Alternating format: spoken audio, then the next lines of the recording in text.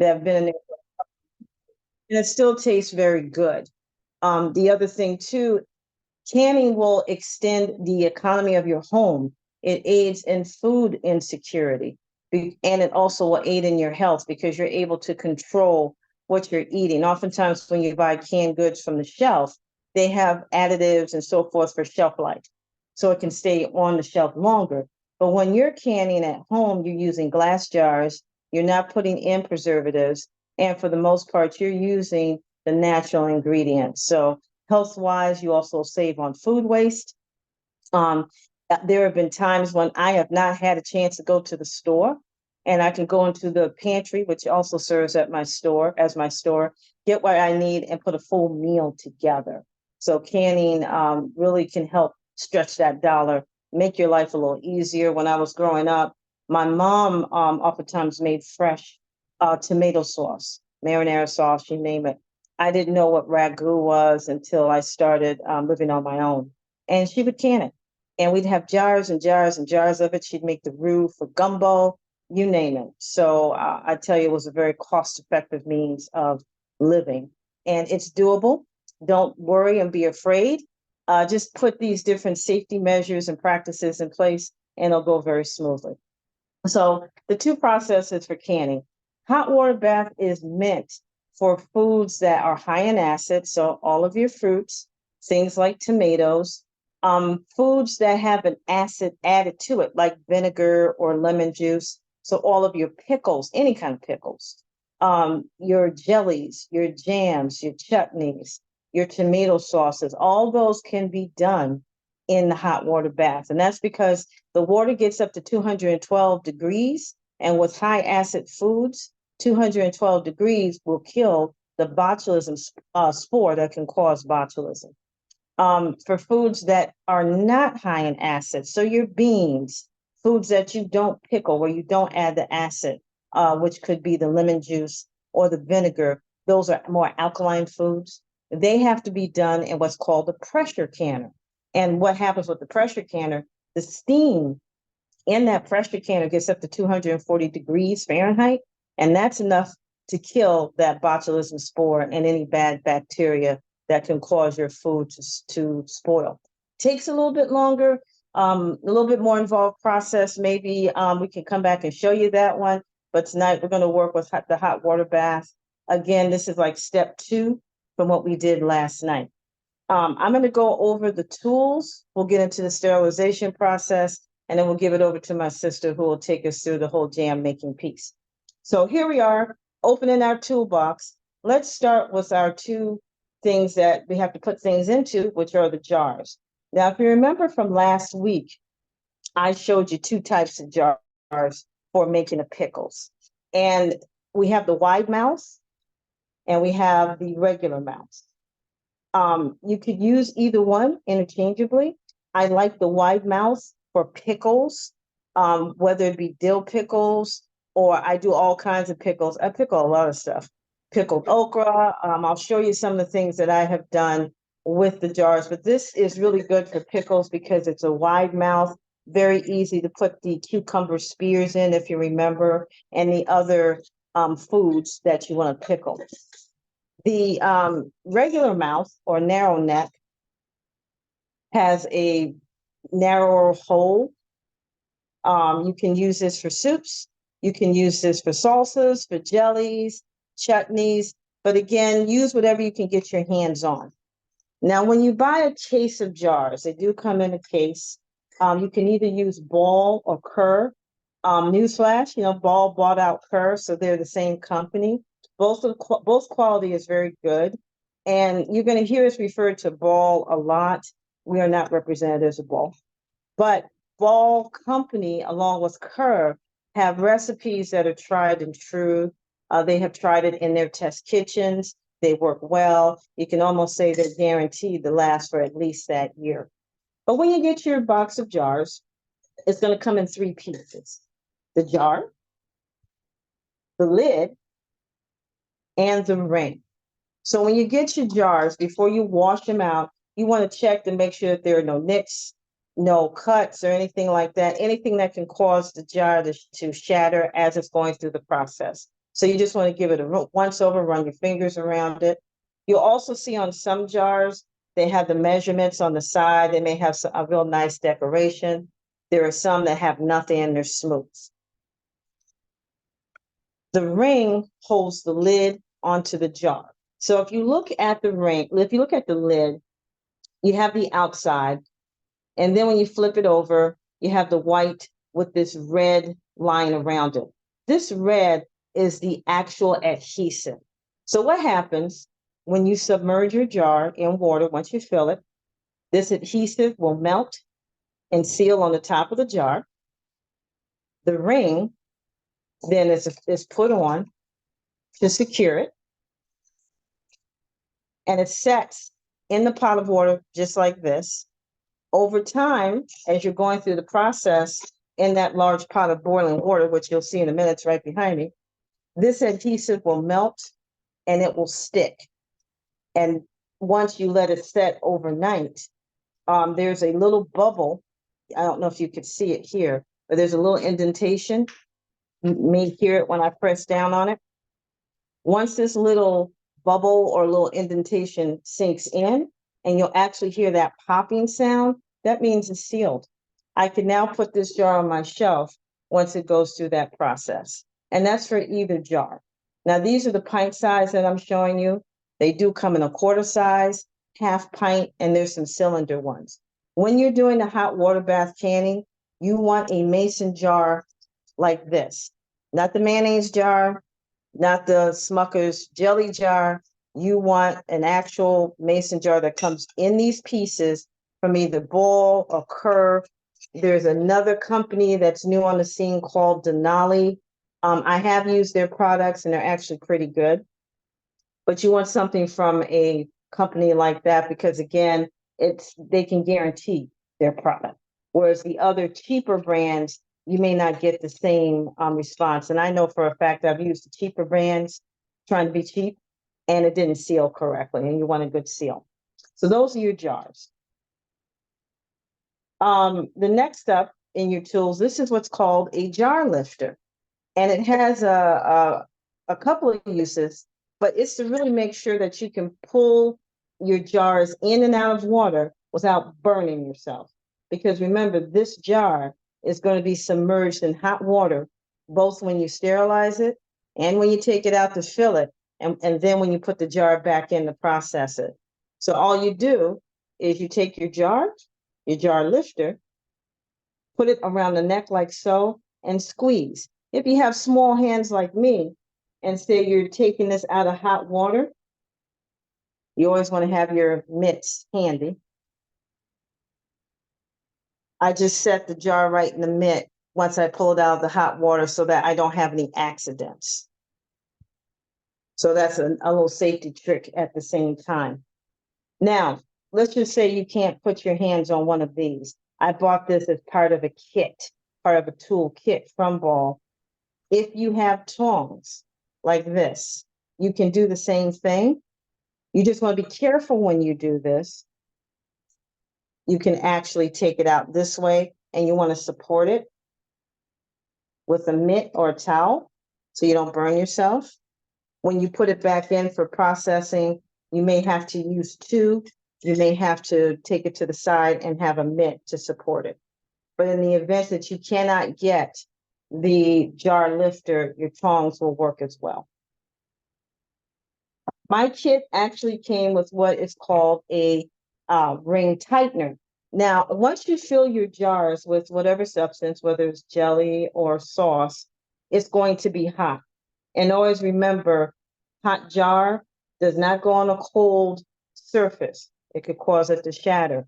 You place your hot jar on a surface that has a towel or a mat. But once I put everything in my jar and it's hot, I don't necessarily want to touch it, but I want to tighten the lid. And you want to do what's called finger tight. Now, everybody's finger tight is different. My finger tight is going to be different than Sister Dora. There have been times when my husband has helped me and he's tightened it. Well, his finger tight is definitely different than mine. Unfortunately, it might be a little bit of a kung fu grip. But with the ring tightener, it gets it right every time. You put it right around the ring, like so. and you twist it one time, and it'll tighten it for you instantly. And now it can go into the pot for your processing. Another tool, and you're going to find this tool very handy, is your lid lifter.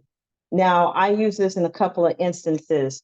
When I sterilize not only my jar, but I also will sterilize the ring and the lid. And I'm going to demonstrate that very quickly, very soon. But when I'm working with the lids, once they're sterilized, I don't want to stick my fingers into hot water. That wouldn't work out too good. But the lid lifter has a magnet at the end, and it will just simply attach to your lid, and you can take it out of the hot water. Once you fill your jar full of hot food, you can then set it down like so and take it off, and you're not touching your lid so much, especially when it's hot. And once you sterilize your lids and your rings, you don't really want to touch it as much with bare hands if you can help it. So this is the lid lifter, very useful. And all of these you can buy separately. Sometimes you use them over and over again, like I have. I've had to replace some of these, but you can get them in a kit and get a nice starter kit, and I'll have everything you need. Now, this item is what I call the 2-for-1 because it's 2 tools in one. We have what's called the headspace measurement portion, which is here. And when you purchase this, you're going to feel at the bottom numbers.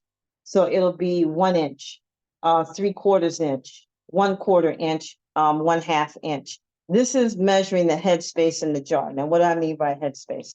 Every jar has headspace.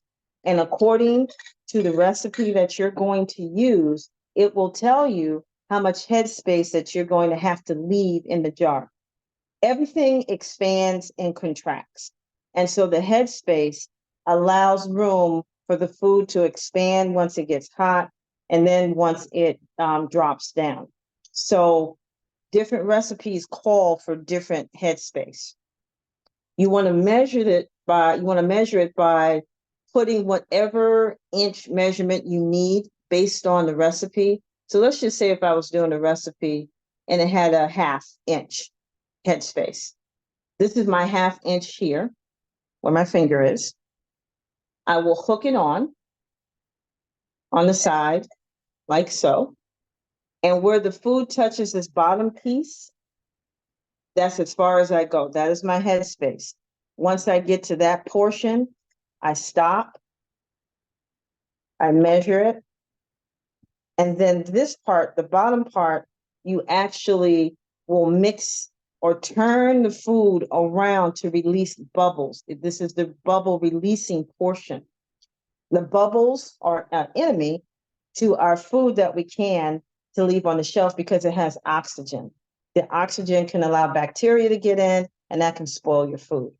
So this portion of the tool actually will help you get rid of those bubbles by allowing you use it to push the food in. You'll see the bubbles release, and then you can go ahead and continue capping it up.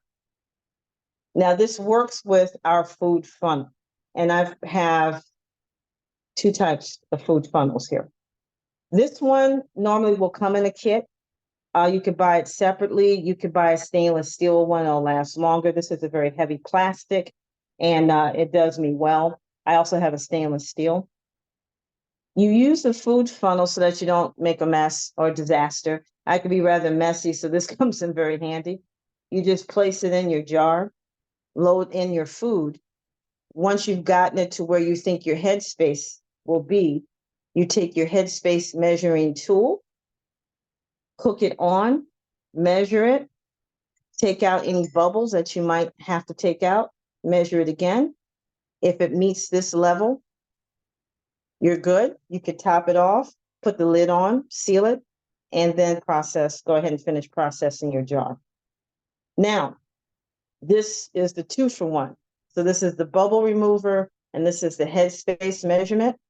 But there are other products out there like this. This is Sister Dora's favorite. I know she's got the ladle to go with it, but this one actually has the headspace right on right on the funnel.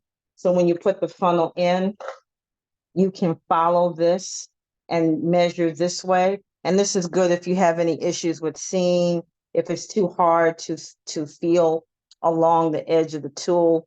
You can see it, you can visualize it and see it right here on the side.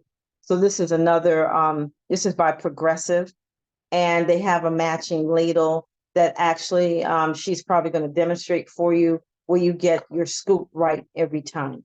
This cost me $5. I don't have that ladle, but Sister Dora, you could tell us how much you paid for the ladle. Lastly, I'm going to show you some other specialty tools. This is a jar holder. So remember, we are working with hot items, hot glass, hot food, hot water, and anything that we can do to promote safety, we want to do. So I use this to hold my jar as I'm filling it. So I have the funnel here. The jar is hot. I'm putting in hot food. I'm going to pour in hot liquid, and I might need to stabilize the jar a little bit, but I don't want to burn my hands. I can use this jar holder. It'll hold on to the jar. I'm not touching it. And then I can continue to fill it, and I can move it around as necessary. It has grips on the inside. I bought this on sale from Amazon for $2. Did not come in a kit. Sometimes you can find sales like that and get great items. Try to keep it as low in cost as you can. So what we suggest is you get a full toolkit that will have your jar lifter, your lid lifter, the 2-for-1 tool, and your funnel. And you can get all that for around $10, $12 at the most. Your case of jars, whether it is the pints right now are running about $12, $13 per case, 12 come in a case. Your quart jars are going to be a little bit more. And then your half pint are going to be less. So these are the tools of the trade. Other items, you can use your jars over and over again as long as they're in good condition. There's no nicks, there's no breaks. But the lid, once you open your food and consume it, the lid is no good. It's not viable anymore. You get rid of the lid. The ring, as long as it's not rusted, you can use a couple more times. So it's always good to buy extra lids. So I have the wide mouth lids. I have the regular mouth lids. You could buy these for a couple of bucks. That way I can always use my jars over and over again, and I'm not always having to buy jars. Some other items, I pulled out pectin. This is a natural kosher pectin. This is great for jams and jellies to get them to form up and become a little firmer. And like I said, Sister Dora will actually go through that recipe. So let's get into sterilization, and then we can move on to making jelly. I'm pretty excited about that. So let's just pretend I was going to do a case of something. I want to sterilize my lids, my rings, and my jars. So let's start with the jar lifter, and we're actually going to submerge our jars. Now, behind me, I don't know if you can see. Oh, yeah, you can see it from the laptop. So behind me, I have this very large jar, very large pot. It's huge. Now, you don't have to have a jar this big or a pot this big. I keep saying jars, please forgive me. But you want a pot big enough to fit your jars in. Any pot will do. I bought that particular pot as part of the kit. With it came a rack. You can either use a rack or, and one of the reasons for a rack kind of trade, I don't want to You kind of went out. jars. You kind of went out a little bit.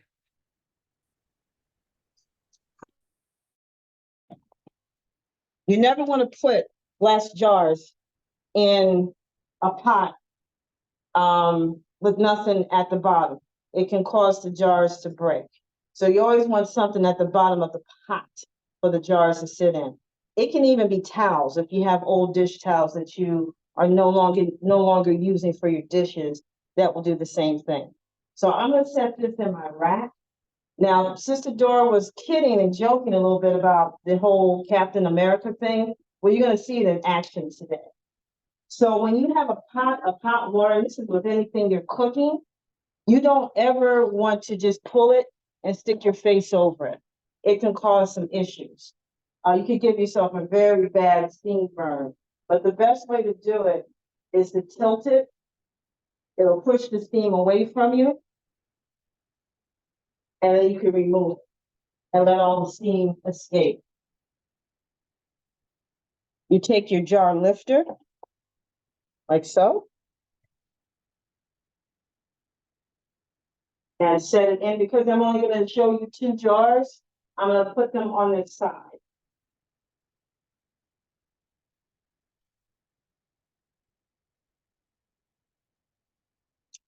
Take your lid off of this.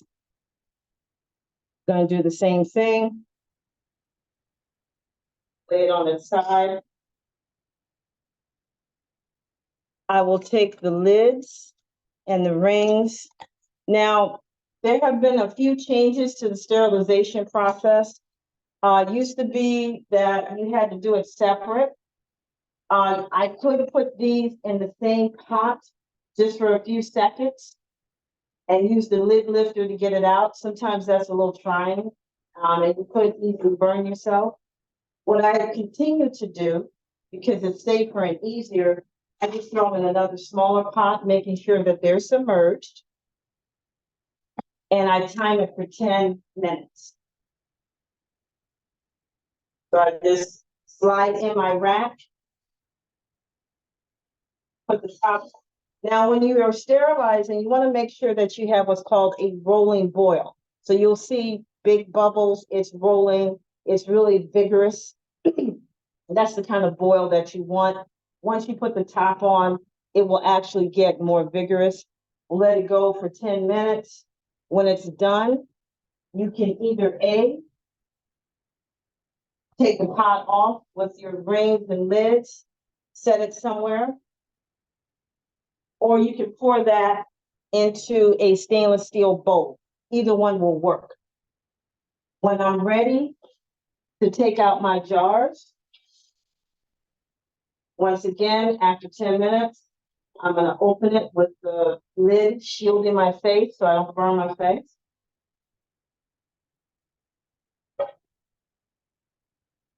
I'll lift the rack out and hook it on the side. And using my jar lifter and an oven mitt, because again, I have small hands, so I need to support it. I'll take out my jars very slowly. This is not something you want to rush.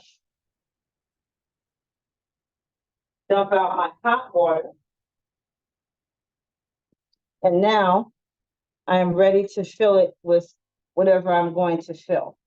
So that is the sterilization process. You do this for any process that you're doing in Cann. If you remember from the refrigerator pickles, we didn't have to do this because we're going to eat this right away. But with anything that's going to sit on your pantry, you have to do this so that you kill any bacteria that could cause. So that is the sterilization. I know we're waiting for the strawberry jam. I'm waiting for that too. So I'm going to now turn it over to Sister Dora. If you have any questions, please use the chat. I'll monitor it and put answers. We can answer your questions as we go. If you do come off mute, you can do that. Feel free to come off mute. And to maintain the sound quality, just put yourself back on mute and we'll answer your questions. So at this point, Sister Dora, I'm going to turn everything over to you. Oh, thank you, Sister Anna, and thank you and welcome everyone for being here. Let's see. I want to make sure you can see I have 2 cameras going on here. Now, Sister Anna, how did you do that with the with the jars? Okay, so here's my strawberries. This is my cell phone pick. Let me see. Okay. It's kind of foggy, huh? Yeah, we can see your strawberries. It's a little foggy. Okay. Okay. And, oh, thank you, Katie. You can tap the focus a little bit.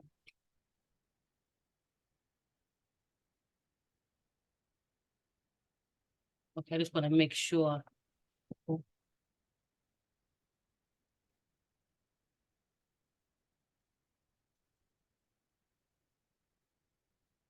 Oh my goodness. I might have to use my laptop. Yeah, tap the screen on your phone. See if that'll bring it into focus. No, but it's okay. I'll just go ahead. Because I have the bowl right here Okay. in my laptop. That's a little better, right? Oh, yeah, you're good. Okay.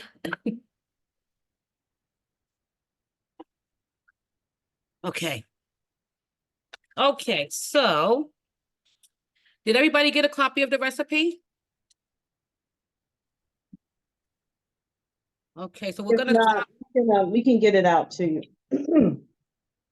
okay, so we're gonna start off with the this is 6 pounds of strawberry jam. I should be able to make 12 8-ounce, no, 12 half-pint jars of jam. It's not jelly, it's jam. And I have 12 jars and 12 lids.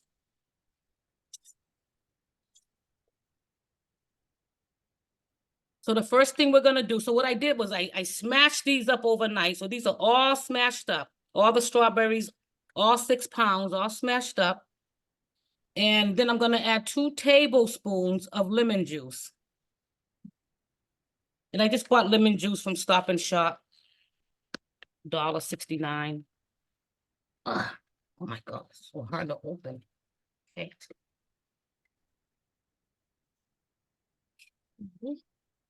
2 tablespoons.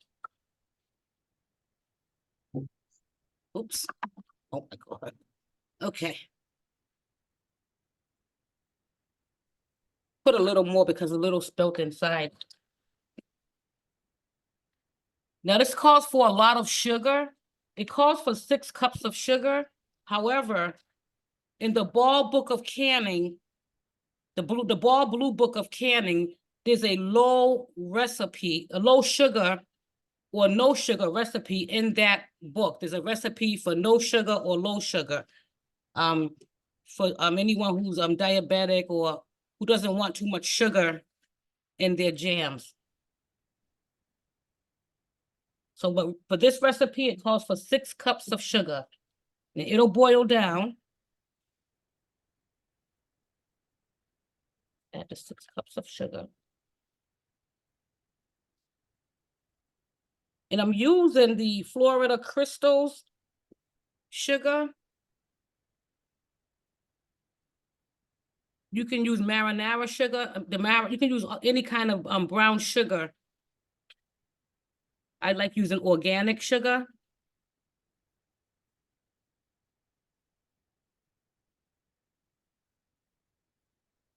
One.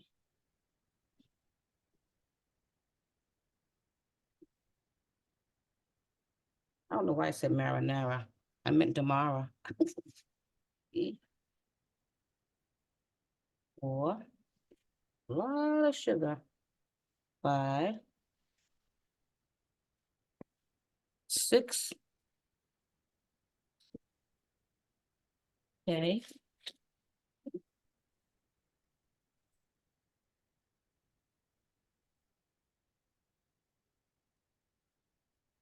Now this is the low sugar pectin or the low sugar or no sugar pectin. This is the pectin you use for that. However, I'm going to use this one because I used a lot of sugar. And this is from Ball. And I think I paid $4 for this. So we're going to use 6 tablespoons of plastic pectin.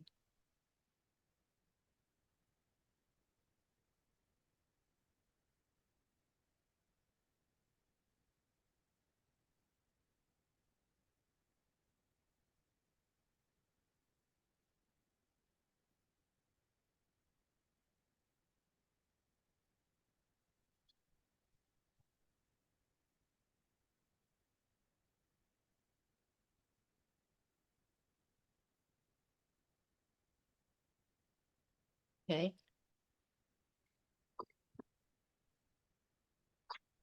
Sister Dora, we had a question about the adjustment for the pectin. Could you use a little less pectin if you want a looser jam? As long as it gels, it has to gel. So I would go by the recipe. I would follow the recipe because it has to gel. And if you use less, then I guess you can, and then as you go along, if it's not gelling, and then you can add more. But most likely the recipe gives the right amount that we should use. And sometimes, depending on the recipe, it'll give you options for adjustments too. That's the good thing about the ball book. That's right. I'm gonna use a 1/4 cup of lemon juice.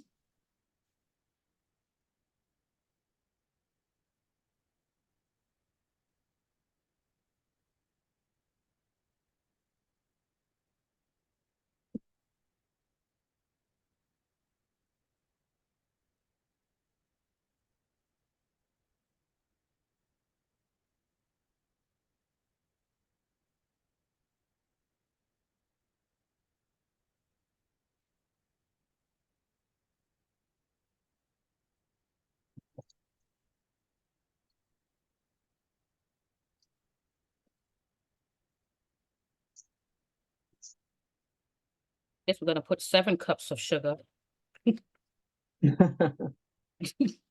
Yeah, not 6, it's actually 7 cups of sugar.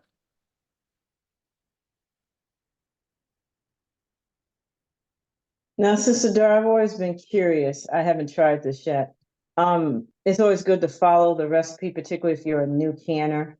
But are there times when you can use, say, maybe like another type of fruit, like a piece of green apple or something like that, to aid Yes, in to take the place of pectin sometimes? yes. The green apple. And sometimes when I wanna when I'm doing like when I'm at home and I want to save my pectin, like save it for my classes, then I'll use a green apple. I'll use a Granny Smith apple. Yeah, I should have mixed this inside the pot. Hold on. But you can't use it because the green apple has a lot, it's full of pectin. It's full of pectin and it's really good to use. Mm-hmm. Yeah. And it's cheaper. Right, right. You could probably get more servings.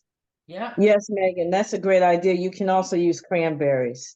Definitely, cranberries are good. Recently I made a cranberry jam. Actually came out really good. Yes, tons of pectin. That's a great tip. Thank you for that. I'm gonna put this on the stove and I'm gonna cook it for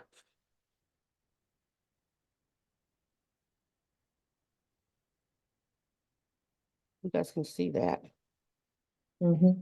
I'm gonna let this boil. Let me get that. Use my phone.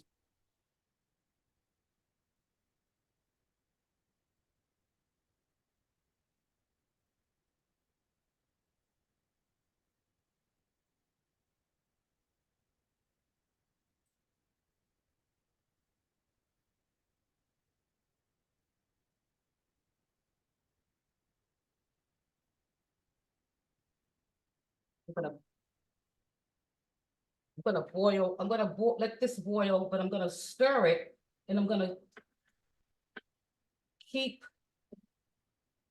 stirring it without leaving it. Because you gotta stay focused on this jam because there's a lot of sugar in it. You don't want the bottom to burn, you don't want it to stick. Okay, you gotta take the blur background off your phone. I think that's what's causing it to blur. Oh, okay, okay, thank you. No worries. Yeah, let's try that. Let's see. Let's see. And so Sadora brings up a good point. Canning is different than cooking. Cooking, if you're a great cook, like many of you are probably, you can multitask. This is one thing you honestly don't want to multitask. So once, it's good to prepare to do your canning project, a day or two before, just to make sure you have everything. Because it's not a fun thing to get in the middle of a canning project and realize, oh boy, I don't have enough of this, I don't have enough of that. So you want to prep yourself a couple of days before, because once you get going, you really don't want to stop, or you really can't. And as she mentioned, she's going to stir that jam. You don't want it to stick. So you got to keep an eye on it. Depending on the process that you have that you're doing, it's like, 1, 2, 3, and you want to be able to keep track of it. So this is a project you don't want to multitask with if you can help it, and make sure you want to have all your equipment, all your ingredients, the day or two before, so that you're good to go. Also, while she is finishing setting up her camera, you hear us refer to the ball book. This is it.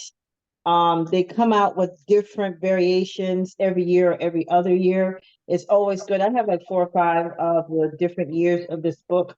What's nice about the blue book, Ball also makes other books that give a lot of recipes, but this particular one gives you the how-tos. And it will tell you in the recipes, can you substitute? Can you use something in place of another ingredient? You can purchase that book at a Target or at a Walmart, or you can get it from Amazon, or even a Barnes and Nobles if they're still around. Any place that sells books, but it's a great resource to have. You can also go to a land grant college, their extension. So University of Georgia is very good. They put out a lot of great canning topics and trainings. University of Maryland.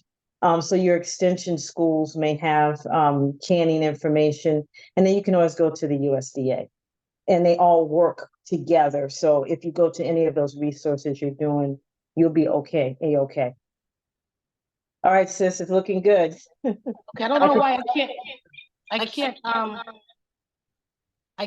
unblock, I can't put the take off the blur background. I don't know why it's not working on my phone. But you know what? I can just pick this up. Can you see it? Yeah, we can see it. Like I said, I can smell it from here. Yeah, so we'll just let this.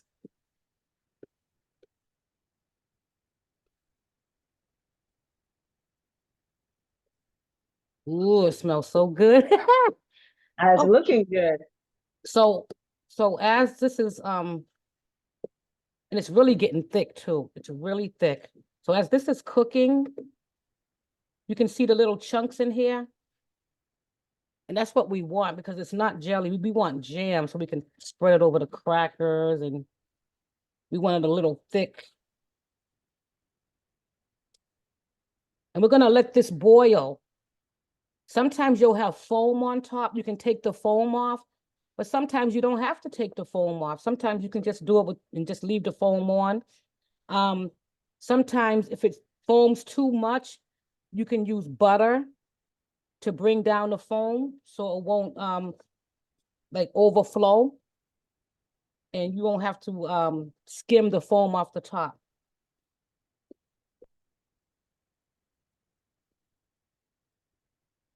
So this is looking good. It's smelling good. It's looking great. So we're gonna let it boil a little bit. Let me turn it up a little bit. Okay, because I want this to boil. I want it to stop bubbling before we start putting it in jars.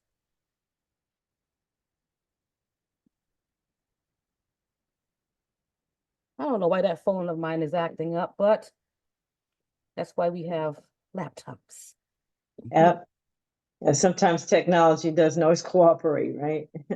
That's right. Mhm. You know what? So as this is boiling. I just want to show you guys something. I don't know if you can see this.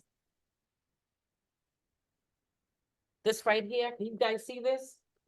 Yes, we can see it. This is what I use to store my jars. And it's like, it's doubled. And I use this to stack my jars before I put them in my cabinet or my bin, sometimes slide under my bed.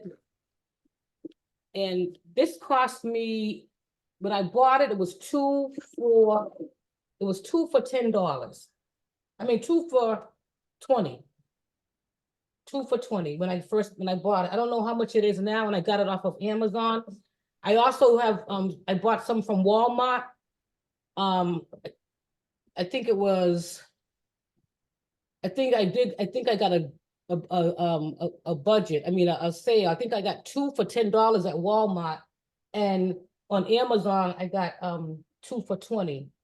So at one time they were really, really cheap, and I have a lot of these, and they hold 12 jars. The pint size jars, the half pint size. I don't know if they hold any quarts. No, it's too. I only use it for the pint size jars and the half pint jars. But this is really good. So when you stack your jar, when you stack your food, your jars, and you stack them on top, it won't break the seal, and you won't get a false. It won't break the seal, whereas air can get into the jars and cause botulism, that B word. So this is good to have, purchase. It helped me out a lot, and I like using it. Some people use the box that the jelly came in. Where is it? The actual box. I think I threw it away.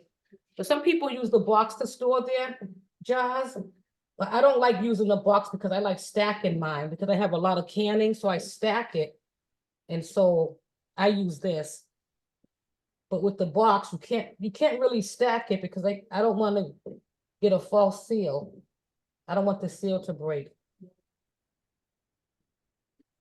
Okay, so this is coming to a boil.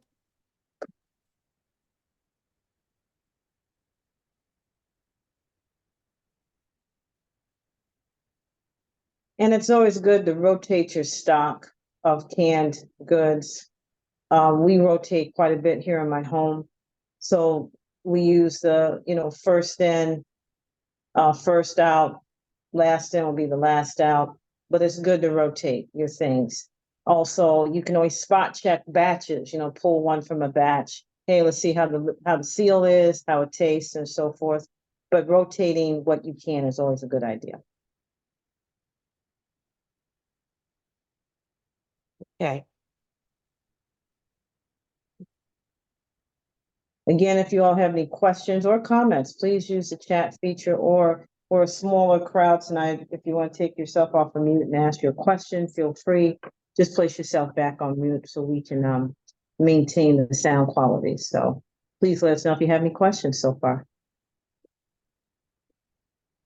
And you can also use a food processor. If you don't want to use the, I like using the potato, the potato masher. I like using that.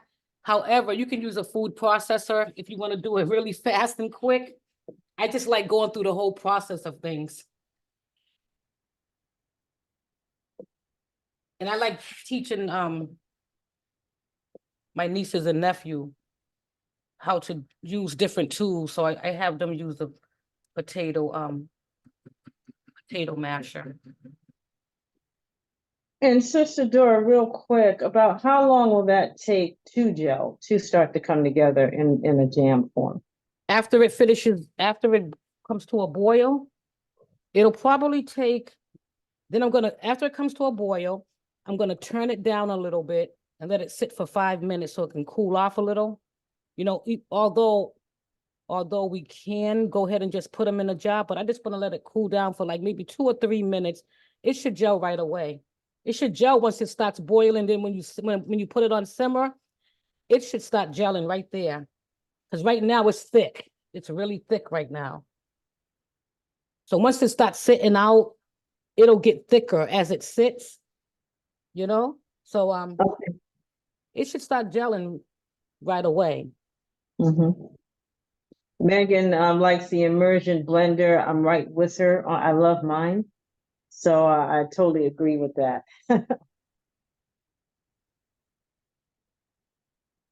I'm making 12 jars. I'm trying to figure out if I should give some to my neighbor. Because I have so many. I think I will. Because you know, you can give these away as gifts or to say, I'm sorry, here you go. You know, we have to really start talking to each other, you know. I like Yeah. contact, I like face to face, I like talking to people. So, you know, you remember when we used to bring pies to our neighbors when they first move in and stuff? You know, why not give them a jar of jam or jelly? You know, sometimes we have backyard arguments. It's a good peace offering, is what you're saying. Yes, yes, yes, yes, They yes. do make good gifts. They do. If you are planning to give this to someone, or even sell it, then you definitely, Megan, that's a good idea. I pay people. That's a good thing to pay them with blueberry lavender jam. I like that. But if you are going to be giving these things away or selling them, what I do in my home, I don't worry so much about wearing gloves, because we're just going to consume it. But the batches that I do that either I'm going to sell or give to someone, I do Yeah, make sure I wear gloves just to make sure there's no contamination once I sterilize everything. yes. Let's see. Okay. It's taking it a little while to boil, but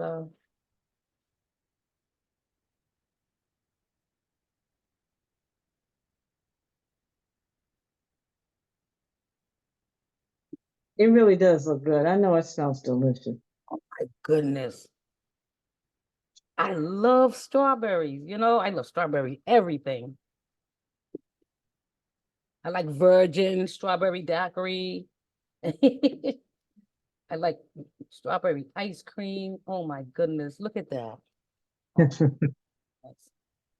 that's- For those who garden and you may have strawberries in your garden, whether it's a community plot or you are doing something at home, even in a container. Yes, you can grow strawberries in a container. They have 2 seasons of harvest. This is a great way to make sure that you don't have spoilage.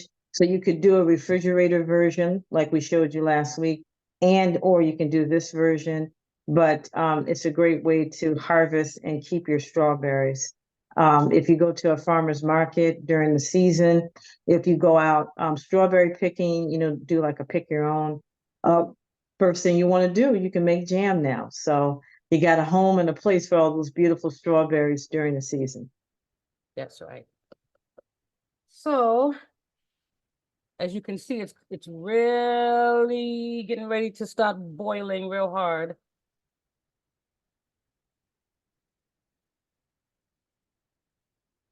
You see how it's coming over here? Oh, you can't see over here, but it's really swelling up. Mm. I can actually take it out now, but I just want to wait for that one little bubble to just pop, you know, to boil. See, it's boiling on the edge.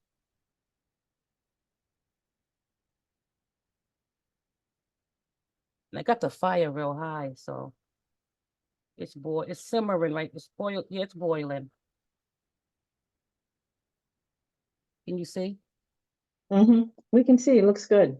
Looks very good. Goes. There it goes. There it goes. Okay.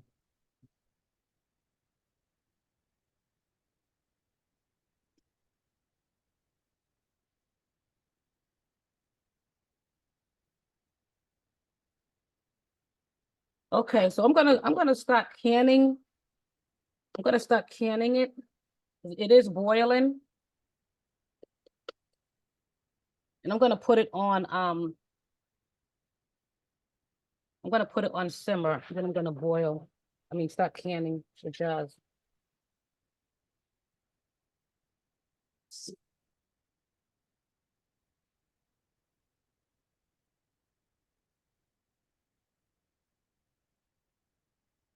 Sometimes when you put it on simmer too, it gets a little thicker. Okay, so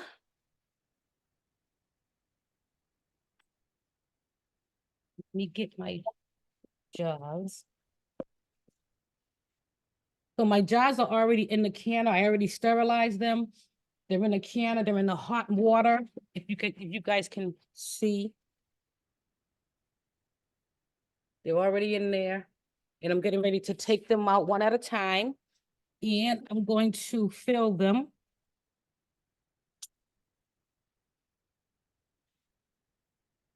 First, you see my lids and my bands here? I'm going to take some hot water from the crock pot and I'm going to pour the hot water in here so these can sterilize as we go along. While we're jarring it, these will be hot and they'll be sterilizing as we go along with the canning. Okay.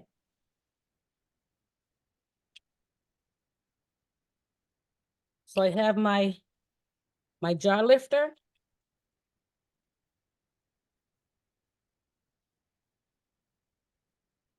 Okay, I'm gonna put it in here.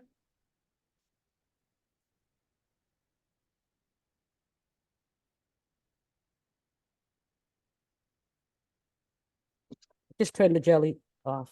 I'm gonna take one out. And I'm gonna pour the water out. You make sure your jars are hot. Because you don't want to pour hot liquid in a cold jar because it'll crack. So I'm gonna fill 3 at a time.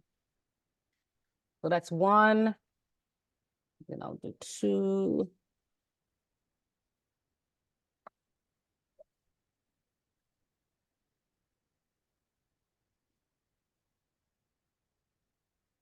Okay.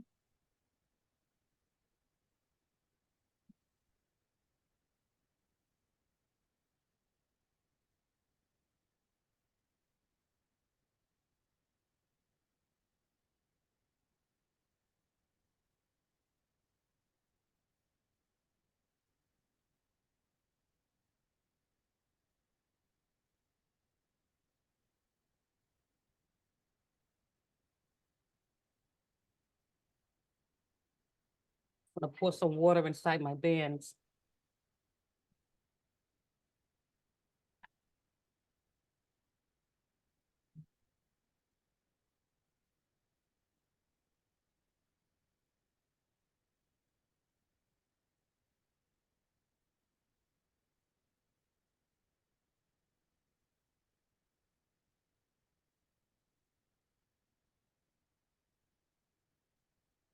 Okay, I'll let those sit for a minute.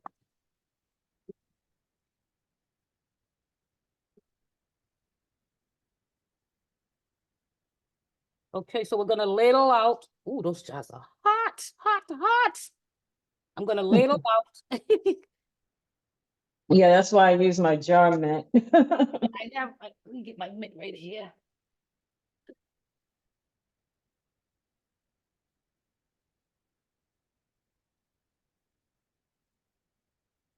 One other thing I'm going to point out as sister is getting ready to fill the jars. If you notice, everything is in almost like a station form. There's a station for the jars. There's a station for the pots. You want to keep things kind of close, depending on the size of your kitchen, so Yes. that you're not traveling, which Yeah. can risk dropping jars and so forth. So if you notice, she has everything positioned kind of closely, and that aids in the whole safety piece in the kitchen.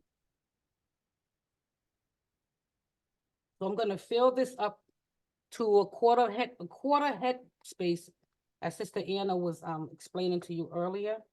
That's a little too much in here. I'll take some off. Just want to keep going for a minute.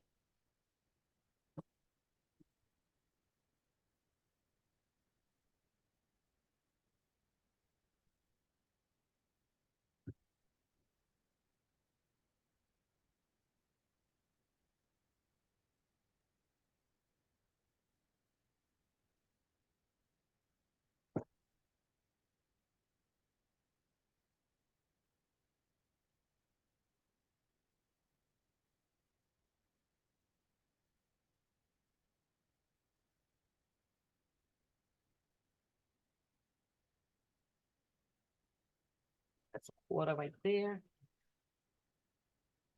I just gotta take a little off of this one. Let me get a small spoon. Small spoon.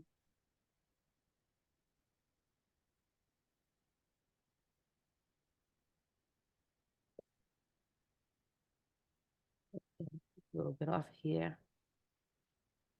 And let's see.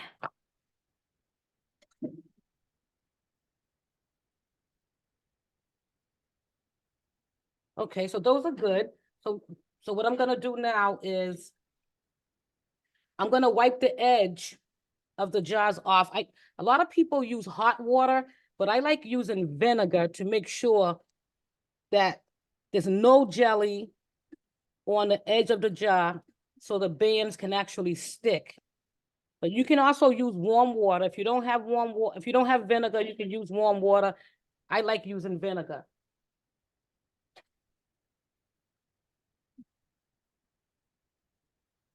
Okay, so I'm gonna dip this in here. We're just gonna wipe the edge.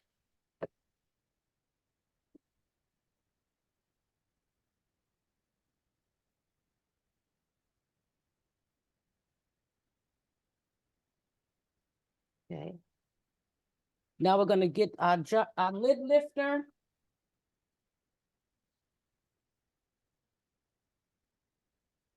And we're gonna grab a lid out of here.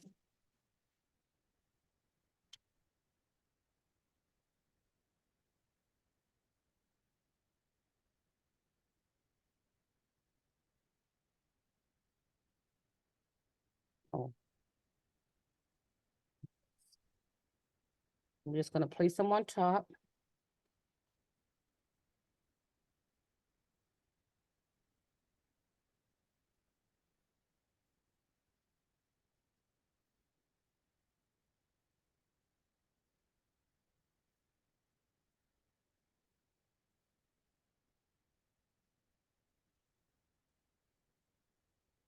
Then we're gonna put our bands on.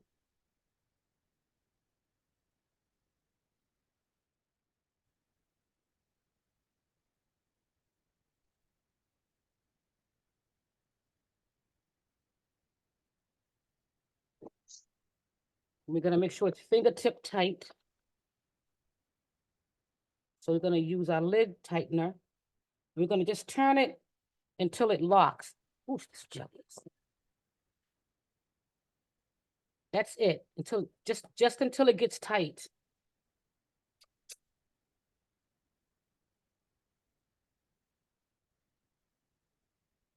Okay.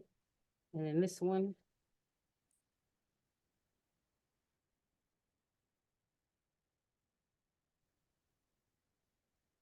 Okay. Now I'm gonna place it back in the hot water.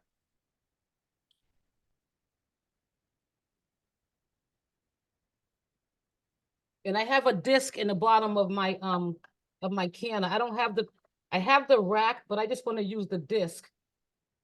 And it's like a flat metal round piece.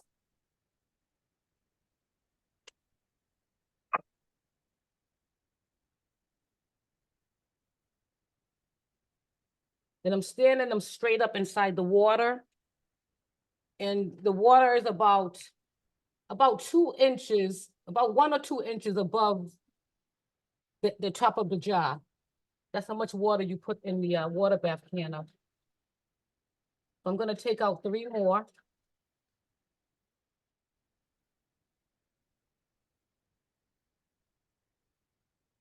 And if you don't want to, if you don't want to can 12 jars like I'm doing, you can do 3, 4 jars and then just take other jars and fill them with just regular water, just so you can have the balance of the jars. You don't necessarily have to do 12 jars. You can just do 3 or 4 jars and just use the regular empty jars filled with water.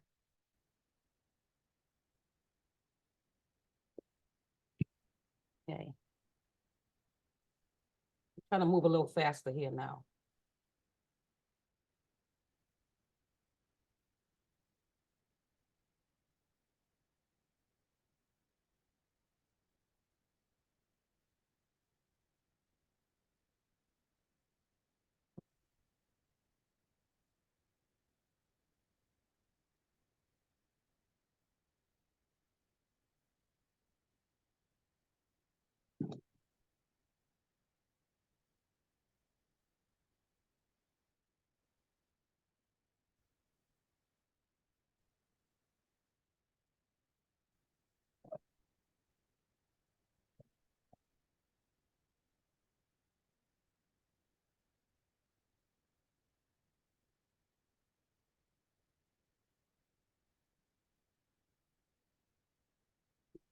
Put it in here. Okay, let's wipe this off. Hold on, let me get this jar.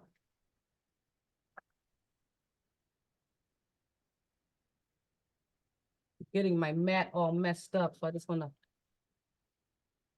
put this right here. I can rest this on here. Okay, I'm gonna dip it in the vinegar.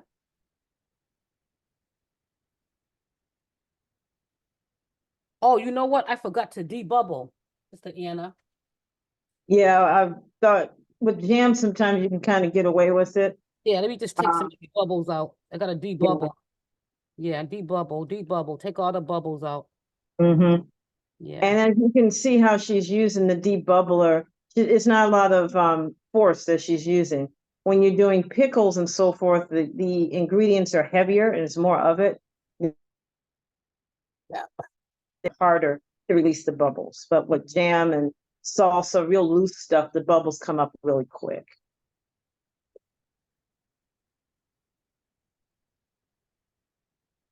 The vinegar.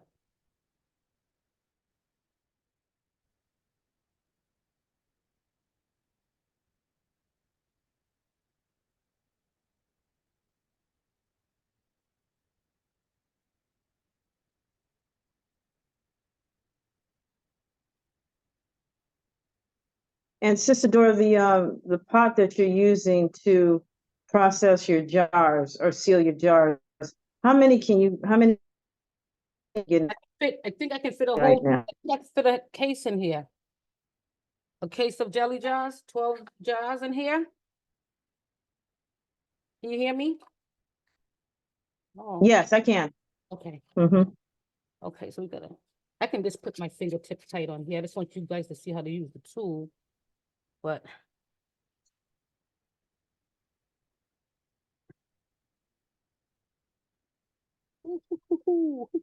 So whoever she knows, they're going to get some very nice.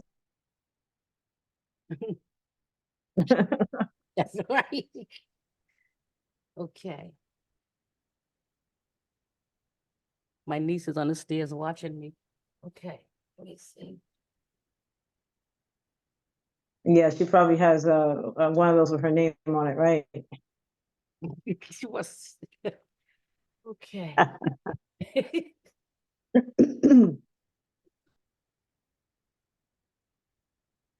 See. If I can do 4 this time.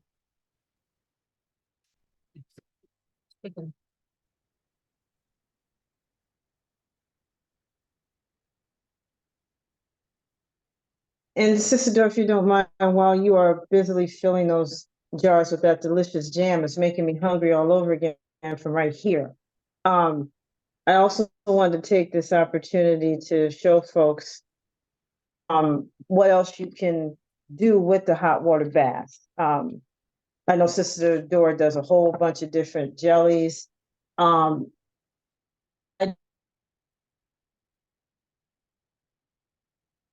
Yeah, I think your keeps going out. The sound keeps going out. can you all hear me? Just put a note in the chat if you can hear me.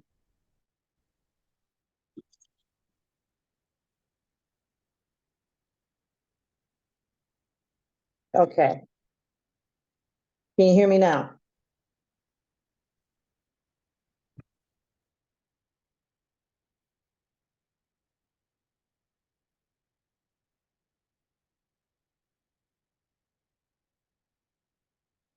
Goodness.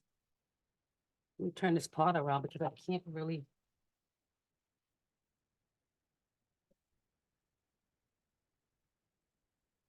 Okay.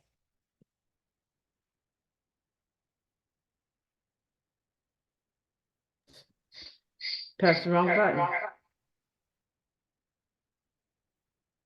Cherry tomatoes from your farmer's market, you can pickle them. So these were left over from the harvest in my personal garden. Zucchini does not can well in either process because it's full of a lot of water. There's just some and fruits, you have to use a different process, but it does very well when you pickle them. So this is a bread and butter zucchini, much like what you would do with cucumbers. We just did it with zucchini this time, and really good on salads and rice. And then a fan favorite in the house, I'm surprised I found one left, are pickled beets. These are pickled golden, and again, they don't last that long. So these are some of the other things that you can do with the hot water bath canner. Again, it extends your harvest for those who garden. It extends what you get from the farmer's market. It really keeps you from wasting food. And again, you can create whole meals that you put away in your pantry for a year or two. It's best to rotate your things every year if you can. Sometimes you have a jar that you miss, and it's safe to eat. I will tell you that it's safe to eat. Yes, Megan, the Ball Blue Book will go into detail about the two processes. It'll give you the pH chart. It'll tell you the how-tos. That's what I like about the Ball Book. So yes, it will. And it'll give all the info that I do right now. A lot of this you get too from just experimentation with the recipes. Always use if you're a new canner, use the recipes that are in the book first. And then once you get well versed, yeah, you can maybe make some changes, but always go with the recipes. And Ball has some very good recipes because it will give you options, the different steps.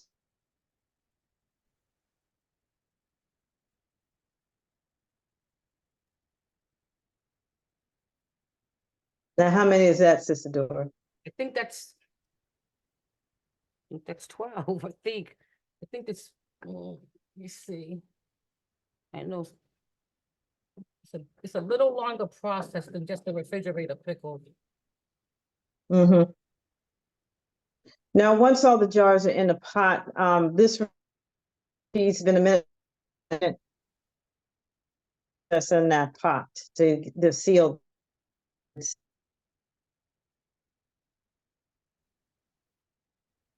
Some recipes that I do are 15, the salsa's 25 to 30. So I think this one might take 15, 20 minutes. Isadora, you could tell us for certain. You mean Which part did you want me to repeat? After the roll and boil? Well, once you get it and get them all in the pot and put the lid on, Yes. how long will it take for those seals to take or process with this recipe? It takes 10 to 15 minutes. Okay. Yeah. Okay.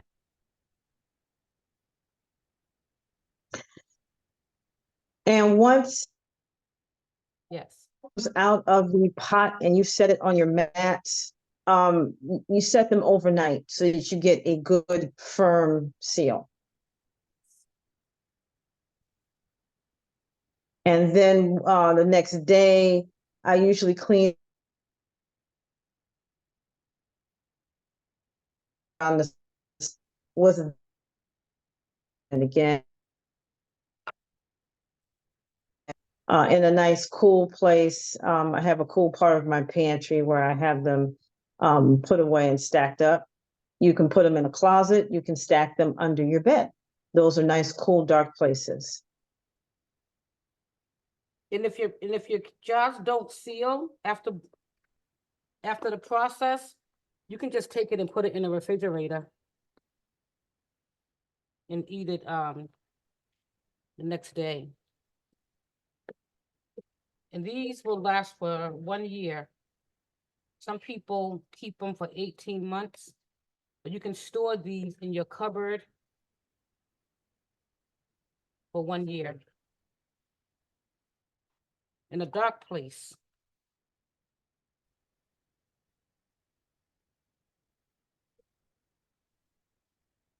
And Katie, there's a question here about the recording from last week, and I assume this will have those.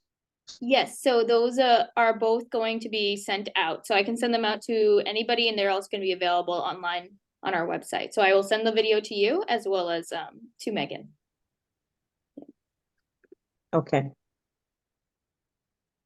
Another good question, is it quickly take them from hand to cold, say 40-degree day? I have not tried that. I always like naturally we turn out everything for the night. They actually cool down rather quickly, and by the time I see them the next morning, the seal is taken. You could try it and see what happens. The only thing I would be a little bit concerned is the shock, because when you have heavy duty cold like that hitting a warm or hot, it shatters. So that would be the only, you know,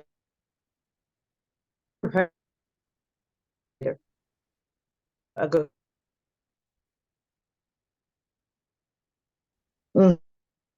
pocket, and you might have it shatter or crack on you. You know what I like? The snap, crackle, and pop that you're gonna hear at night while you're sleeping. Yes, that's when the lid sealing. And if you remember when I showed you the lid, it had that little bubble at the top. That snap, crackle, and pop that Sister Doris talking about is when the air is really going out of the jar and it pulls, it sucks down that little hump and it makes that popping sound. And it does sound like Rice Krispies. It's quite comical. That's when you know you've got a good seal, when you hear that noise. Okay, so those are the 12 jars. Let me just make sure I don't have 3, 4, 5, 6, 4.